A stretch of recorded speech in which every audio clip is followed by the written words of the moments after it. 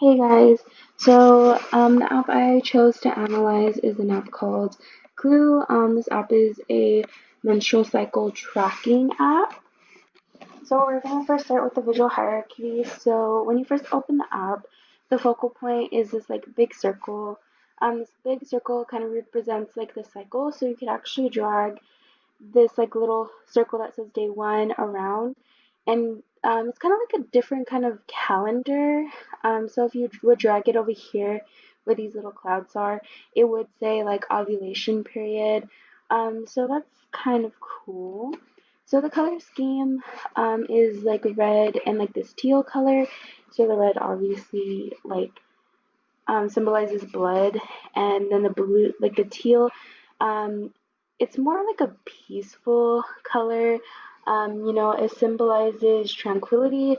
So I think that's pretty like important to incorporate into this app because usually the women who are tracking their menstrual cycle are not in the best mood. And it's comforting color.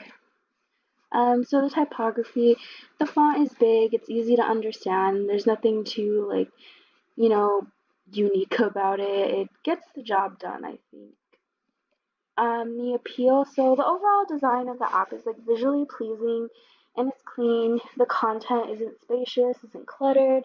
I think of it as like aesthetic. So the navigational flow, so this is actually the navigation bar. Um, I really like it because it comes with these like little cute icons, but it also has labels. Um, and this really helps you when you're like going through the app. But yeah, I think it's a pretty solid navigation bar. So the goals of the app are to help women keep track of their menstrual cycles and their symptoms and just like their overall like reproductive health. Reasons why this is important. So a lot of like women when they're planning a pregnancy, they like to track when their last period was. This app also provides like an ovulation prediction, and then the more times you like enter your menstrual cycle, the more accurate the app becomes in predicting like your ovulation period. This could also help avoid pregnancy, but I would like to point out that it is not like a substitute to, birth control or anything like that. So I would like to point out like a few like cool features that it has. So it has this calendar. Um, this calendar gives users like an overview. Um, when you click on the day right here, it shows you like what symptoms you experience. For example, on April 5th, 2017, the user logged in that this day they were mentally focused, they had dry skin, mood swings, cramps, etc. So this tracker is pretty cool. It's pretty easy to use. So basically, you go through the top right here. You click what like emotions. If you're having a heavy flow, light flow. I think it's pretty easy. The little icons are pretty cute. Analysis. So it gives you stats. Like how your average period length is. It gives you content, free resources to help understand the reproductive health. Useful, yes. So it is useful. It helps women monitor their reproductive health. It is usable. It's efficient in tracking menstrual cycles. It also sends notification reminders to remind users of their upcoming cycles. The navigation is usable and is understandable.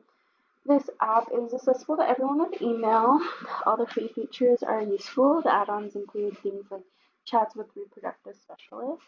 All the articles in the content sections, they come from an academic resource. But the app itself does not include like a disclaimer that explains the usage of the app. It explains that it cannot prevent pregnancy. So the persona I chose, her name is Veronica. She's 31 years old. She's a second grade elementary school teacher. Veronica has no kids, but she loves kids and she would like some of her own. So she uses this app to monitor her ovulation cycles. She is trying to conceive. She uses the app to see when her predicted egg releasing days are. So scenario one, a 23-year-old has just gotten diagnosed with PCOS. Let's say with PCOS. At her doctor's appointment, she is asked about how often she gets her menstrual cycle. She pulls out her phone and provides specific details about her menstrual cycle. Scenario two, a 17-year-old has been super busy with school. She's not getting picked up with her menstrual cycle. The Clue app notifies her that she is 5 days late. So I have 5 tasks with my 5 participants. So the first one was to track your user's daily menstrual cycle. The second one was to find the user's last menstrual cycle information. Number 3 was find out what your user's emotions were on February 23rd, 2021. And number 4 was to find out when the user's next predicted menstrual cycle is. Number 5 is find out what the user's typical menstrual cycle length is. So 4 out of my 5 participants found it easy to track the user's menstrual cycle. 3 out of 5 of the participants found it easy to find the last menstrual cycle information.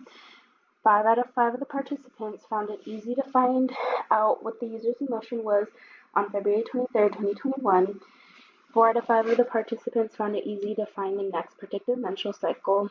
3 out of 5 of the participants found it easy to find out what the user's next what their typical menstrual cycle length is.